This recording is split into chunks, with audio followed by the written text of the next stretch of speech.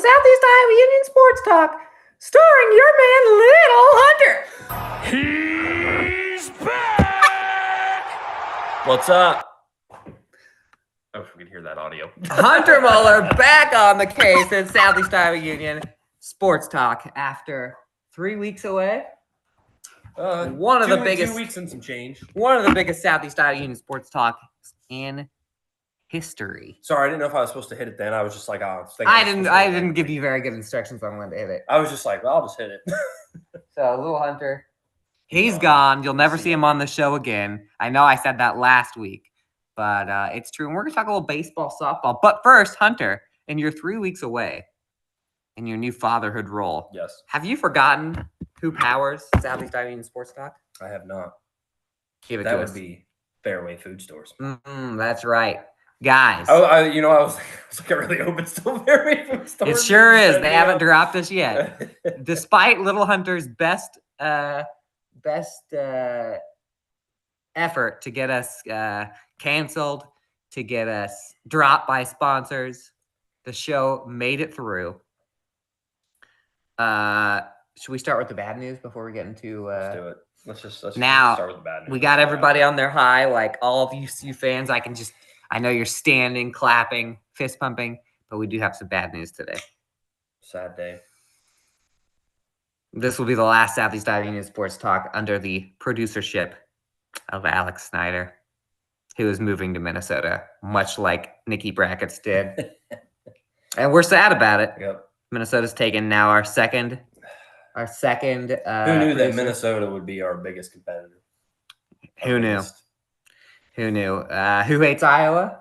Minnesota. They hate Iowa. They say it all the time. We don't like They're them proving either. it. That's right. We don't. Duluth, Minnesota, a beautiful part of the best part of Minnesota. Duluth is really nice though. So, but I mean, the best part of Minnesota, honestly, is like the slums of Iowa. That's about as even. true. You know, it's comparable. that's true. But you know what? Alex is gonna go there. He's working for PBS.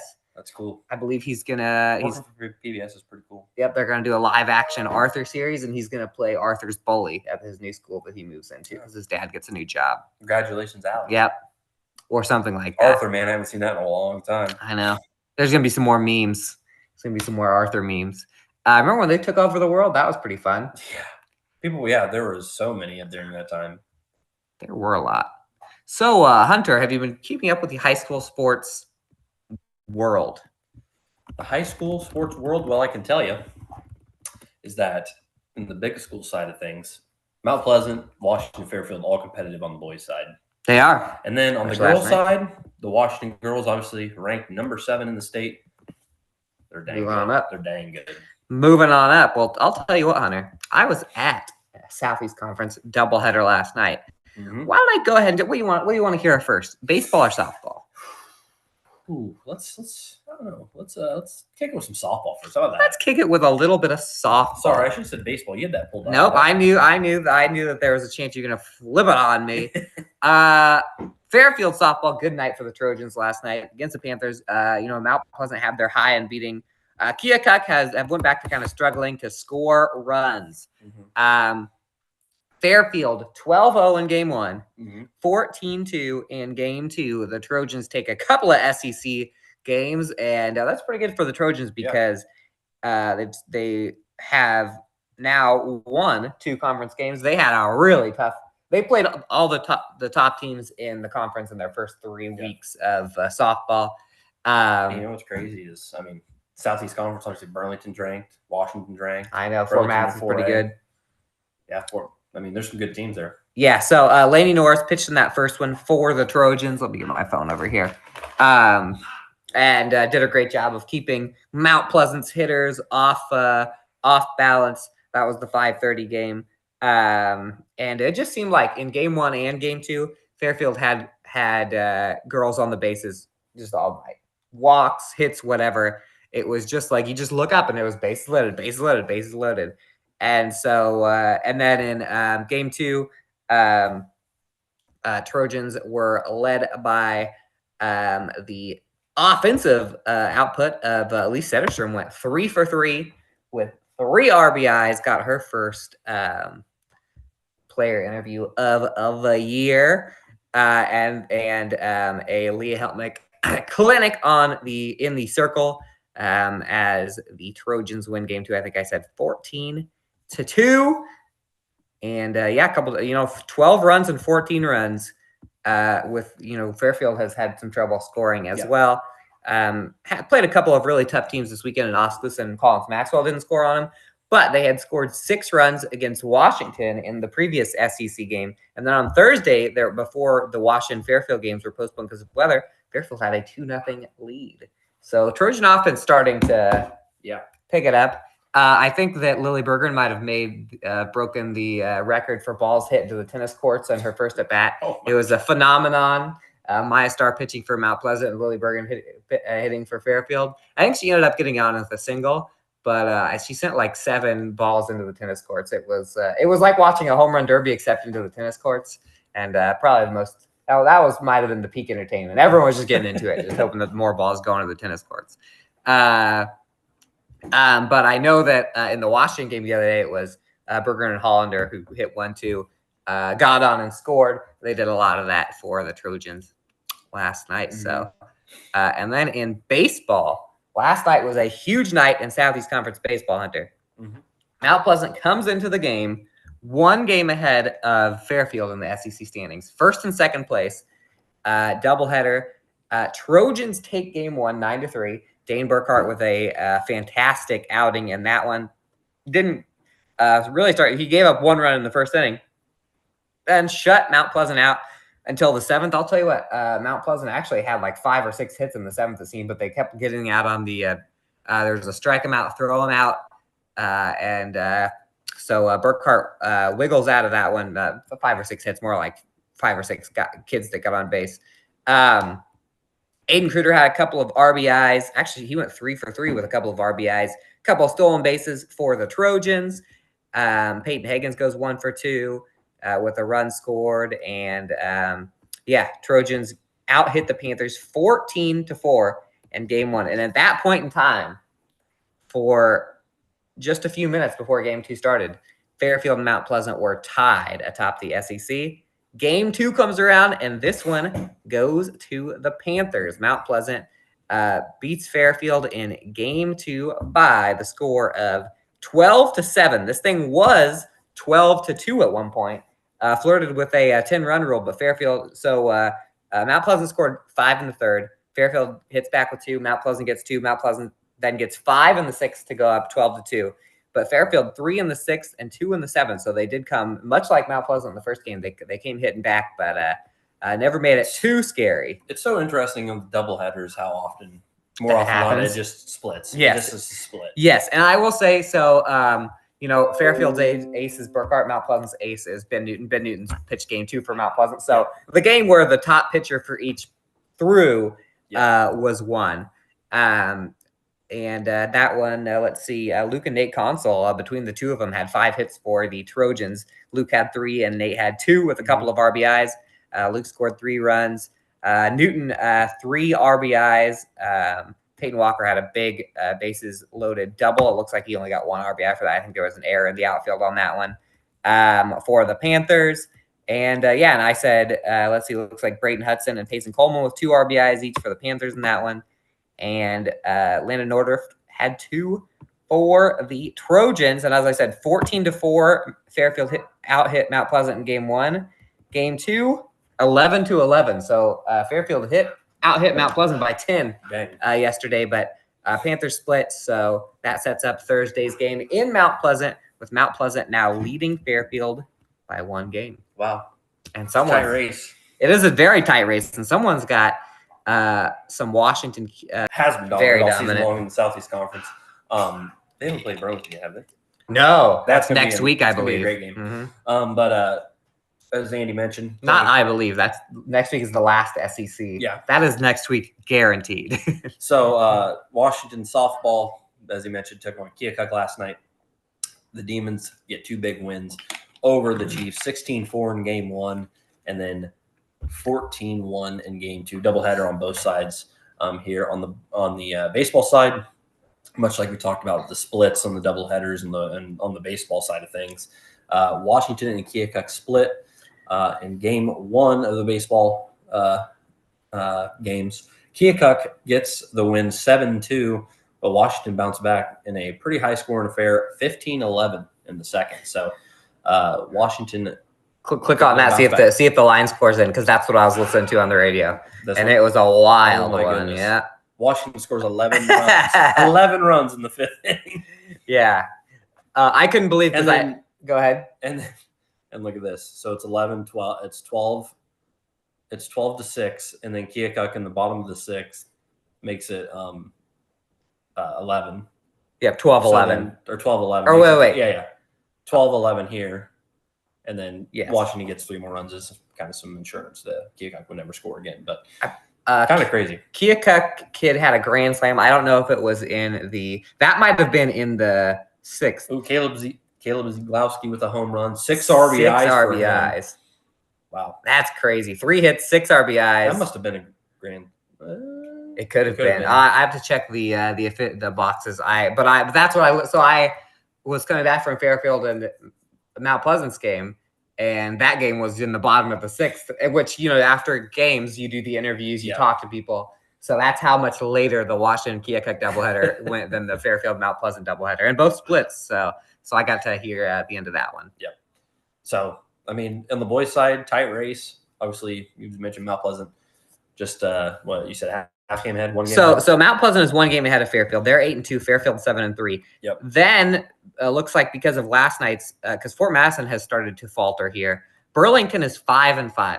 So Burlington is not out of it. I will tell you that they've played both Mount Pleasant and Fairfield. They have to play Mount Pleasant one more time because of that postponement.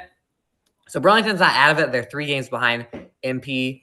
Yeah, Burlington beat Mount Pleasant 17-1 in game 1, and then Mount Pleasant beat them 12-3 last week. That was another one of those. Wow. You missed a lot. Burlington had an 8-run lead on Fairfield, and I think Fairfield came back in maybe the 6th and the 7th. I've covered a lot of baseball while Hunter's been gone, and we've had some crazy ones. Wow. So basically, Fairfield and Mount Pleasant in baseball play on Thursday. And then Fairfield still has a game against Washington, which Fairfield is leading, I think, 1-0. Because it got postponed after a couple innings, and Mount Pleasant has to play 1 against Burlington, and then next week Fairfield's got 3 against Keokuk. Mount Pleasant's got 3 against Fort Madison. I wonder. So even after Thursday, it is not over. And it could be tied after Thursday if Fairfield wins. I saw something where Burlington's best pitcher in softball might have got injured or something. Yes. Wait, is she back? Or is she done? I can give some insight on that, because speaking of me listening to stuff on the radio, shout out to all our radio stations that are technically competitors, but we're giving you some love today.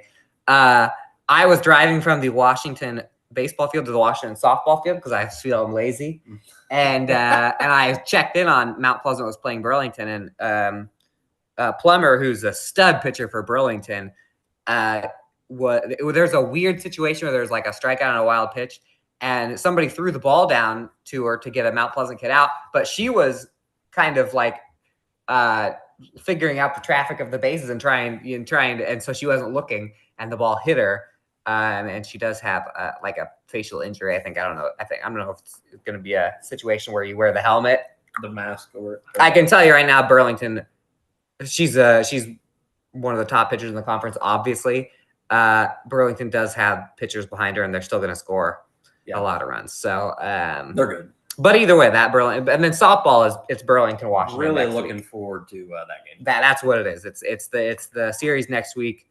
That's what it's all going to come down to. Although Fairfield is leading Washington in a game that will be made up on Wednesday, 2-0 in the bottom of the 2nd. Really? So we'll see what happens there. Cool. Yes, that's it for the big schools. When we go ahead. I was going to say, but this is just last week. I was going to say Washington got a big win against Marion last week. Yes, they did. Yeah, do they have the RBI numbers on that? See who had big games? Yeah. We had Leighton Salazar and Ella Griner, Olivia Anderson, all with 2 hits in the win, and Isabel Salazar ended with a team high 3 RBIs. Obviously, she got it done on the mound too. Yeah, she got it done on the mound. She's always been a great pitcher too. She gave up 7 hits, 5 runs, 0 earned on that one, and with 8 strikeouts. So that's pretty good. I believe last week while you were gone, Olivia Anderson had a 3-game stretch where she had like 8 RBIs and a homer. I have to look at the stats. Well, during commercial, I'll look up the stats for it. It was a crazy tear. Anyway, when we come back, we're going to talk about the small schools, the smallies, and yeah, we'll be back.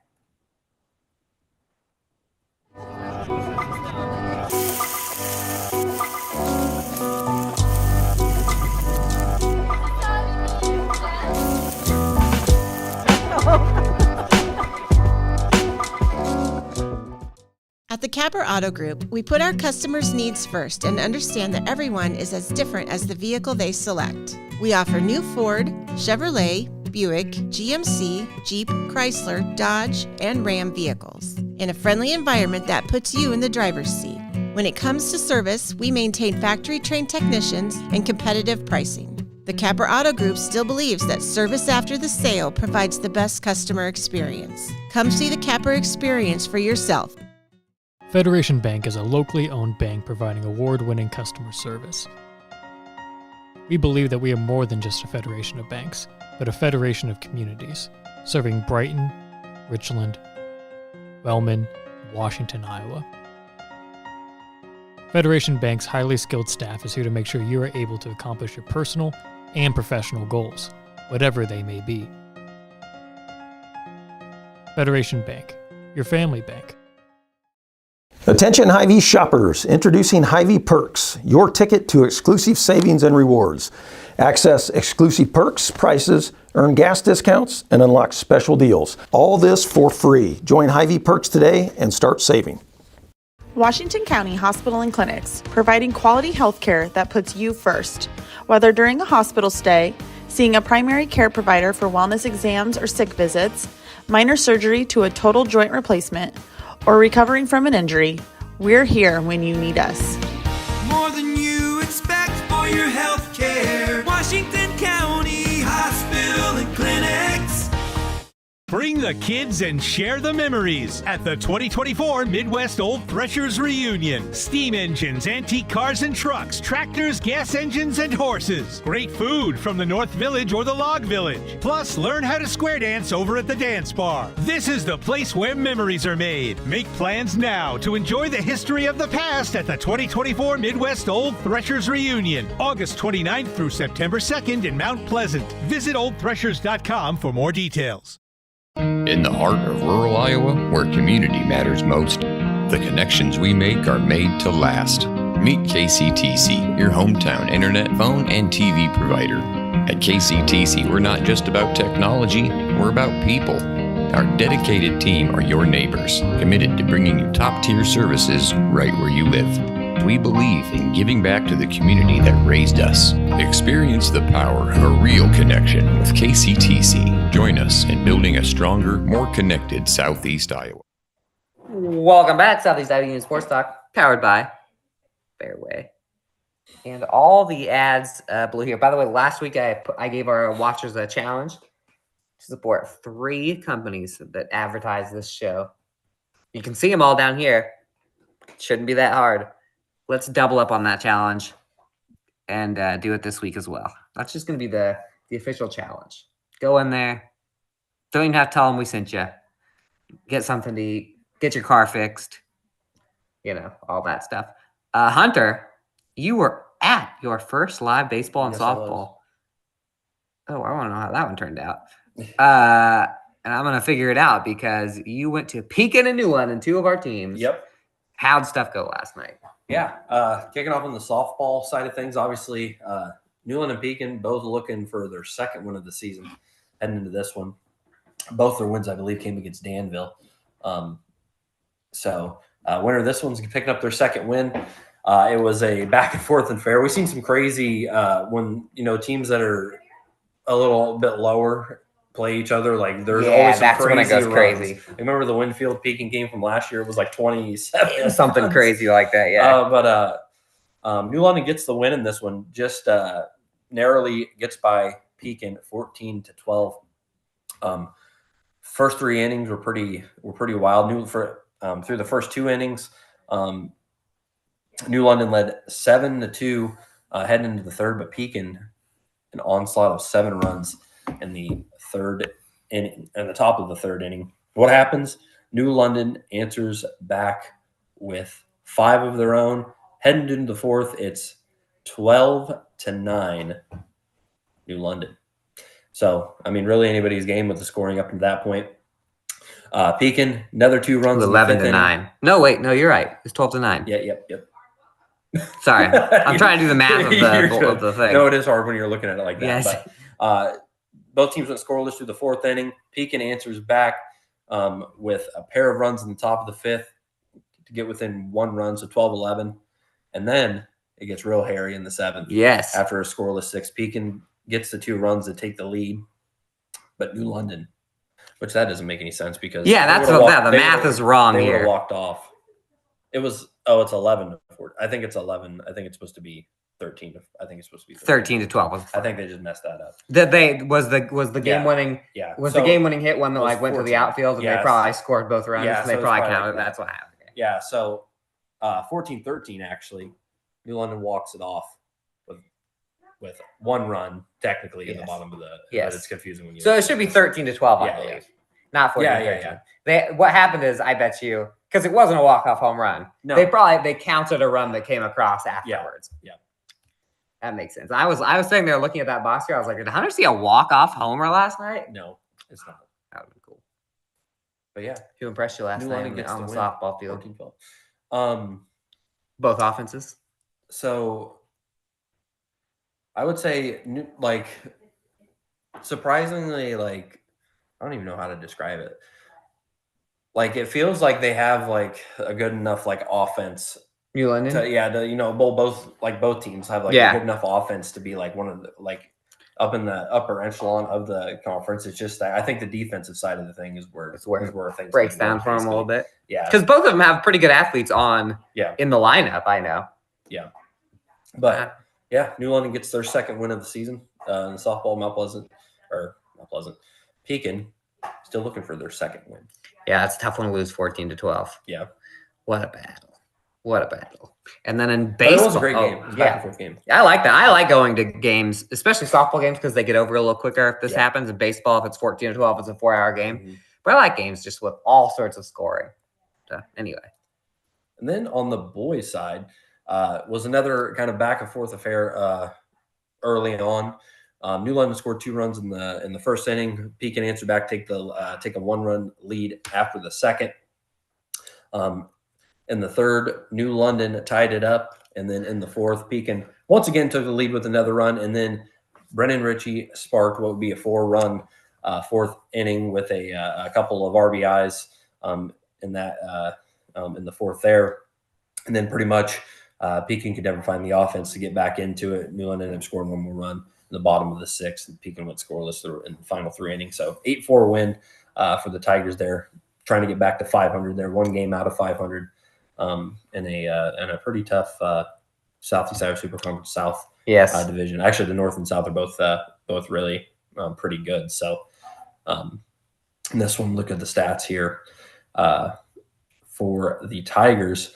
Gavin Minke, Bailey, Brendan Ritchie, Michael Raines, Gage Burden, and Tate Welcher, as well as Kel Westerbeck, all with 2 hits.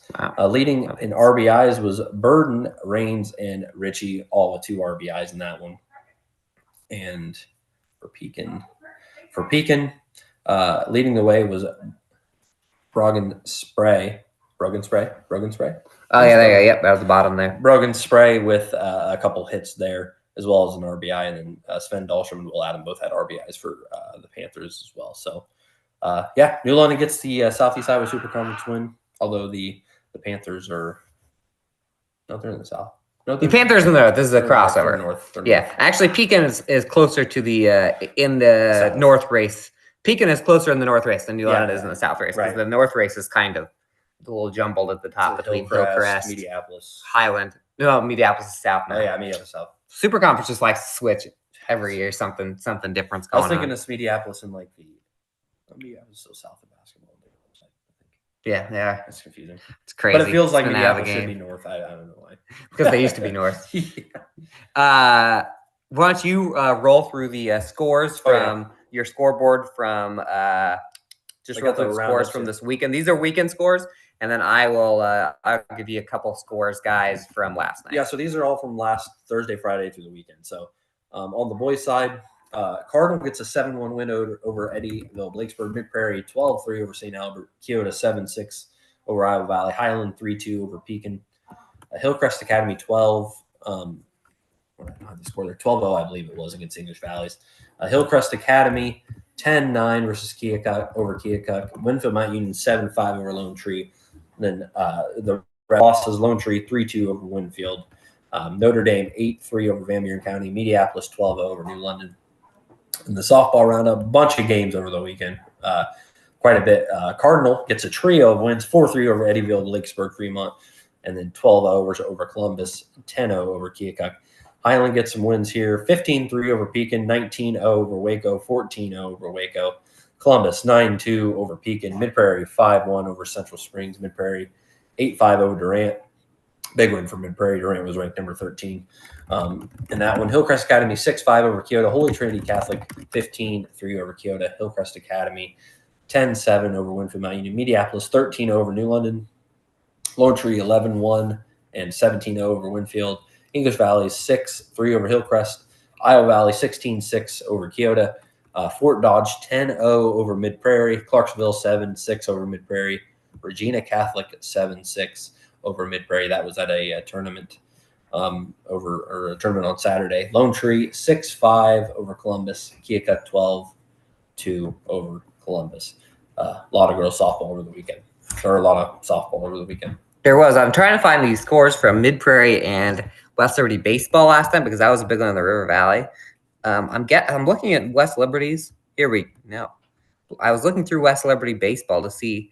I don't see anything. Because probably a good sign. They posted some stats, but they haven't said who won. So let me check that. I can tell you that Mid-Prairie will be at Fairfield tonight for a single header, and New London will be hosting Mount Pleasant in a doubleheader tonight. So we've got two more battles between our teams. Do we have any scores on Mid-Prairie and West Liberty baseball? I can tell you West Liberty baseball did beat Mid-Prairie in softball last night. That was 4-2 in one of those games. West Liberty's ranked 14th, and they also beat Mid-Prairie 12-2. In baseball, coming in, Mid-Prairie was a couple games ahead of West Liberty in the River Valley South. Game 1, Mid-Prairie gets it done 6-2. Game 2, West Liberty 9-1 over Mid-Prairie, which means the Golden Hawks are still in first place in the River Valley South by, depending on what happened with West Branch, that's probably a 1-game lead now. If you're one of those teams, like higher ranked teams, Mid-Prairie is one of those teams I wouldn't want to play because I feel like they have got a lot of love, really, but they had like some ups and they have some downs, but yeah, they have a really good conference, and they did rise in the rankings, but they just got knocked out of the rankings because of a couple of losses last week. Regina took 2 out of the 3, although Mid-Prairie stormed back. They were down 5-0 in their last at bat, stormed back to take the one game they won. Some other stuff from last night around the other conferences. Cardinal baseball splits with Knoxville 7-2, 11-1. Cardinal softball last night, huge game. They played Knoxville on the road. A little rewind for you on the SCC standings. We talked about this last week. Cardinal and Knoxville were tied in first place last night, and the Comets beat the Panthers 3-2 to now take first place overall in the SEC, one of the absolute toughest conferences in softball right now. Cardinal scored 3 runs in the first inning. Knoxville came back, couldn't do much after getting a couple. Cynthia Albert with a couple runs batted in for Cardinal. McLean Hickenbottom had a run batted in, and Nicole McClure strikes out 5. So Cardinal is in first place in the SEC. Let's see how many SEC games Cardinal has left in softball real quick. They are playing tonight at home against Sheraton, which is the third place team. Only a couple games out of first place. They have Albia, which is a team that has been ranked this year. They have Clark, which is a team that's good. They have Centerville, which is a team that I think Centerville might be the bottom of the SEC. Let me click on this here. No, they're mid-level right now. Oh, I was thinking of Davis County is the bottom of the SEC. So, which is so interesting because remember Davis County was at state like last year. Yes, Yes. Well, the SEC had like 4 or 5 teams that were in the regional final last year. Sheraton and wasn't it Sheraton played against Albia. That's what it was. And Cardinal was in the regional final last year. And so huge for Cardinal. They are ranked 9th. So you talk about Washington ranked 7th, which if they're ranked 7th at the end of the year, they get home games throughout the regional tournament. Cardinals only 1 spot away from getting that privilege as well. So those are some big ones that happened last night. Kyoto played Sigourney. Sigourney beat them in baseball and softball, I believe. I know baseball. Let me check this.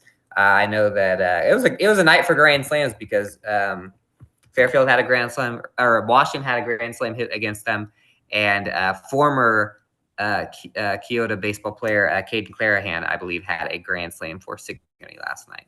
So last night was the night of grand slams. Yeah. Real quick, I'll look up the last thing here. We'll see how they did in Sigourney's softball last baseball. night. Sigourney's 13-2. They're doing well for themselves in softball and baseball. Yeah, I know. Sigourney's always got a good softball. You know what? They have a great softball field too. It's kind of a fun. We've had a lot of teams. Third ranked Sigourney 17-0 over Kyoto. New London used to play Sigourney a lot in the regional final. That's it for the small school softball baseball. When we come back, we're going to let Alex say his goodbyes. Yep. And I don't know. Will we complain about Caitlin Clark like usual? We can. Stick around to find out.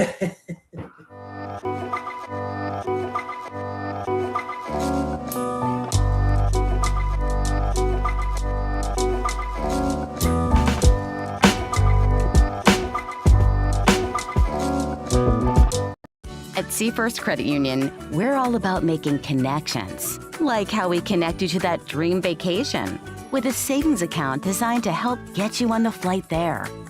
Connect with Seafirst today and see why together is better.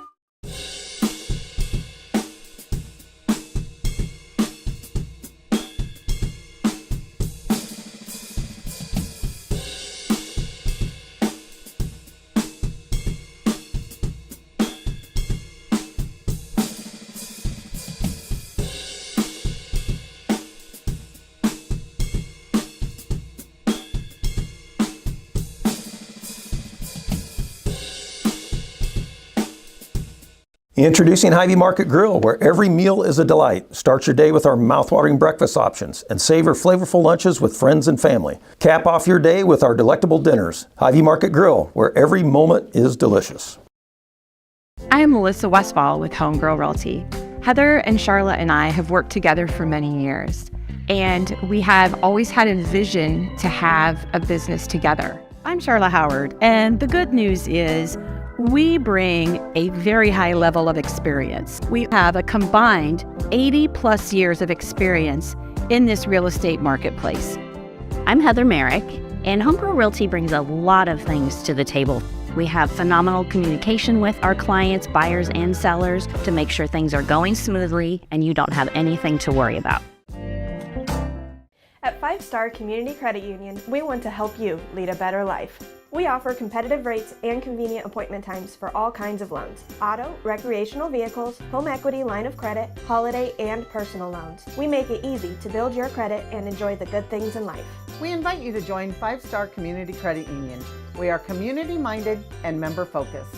Come visit our locations in West Burlington and Mount Pleasant or online at 5starcu.org. Federally insured through the NCUA, Equal Housing Lender.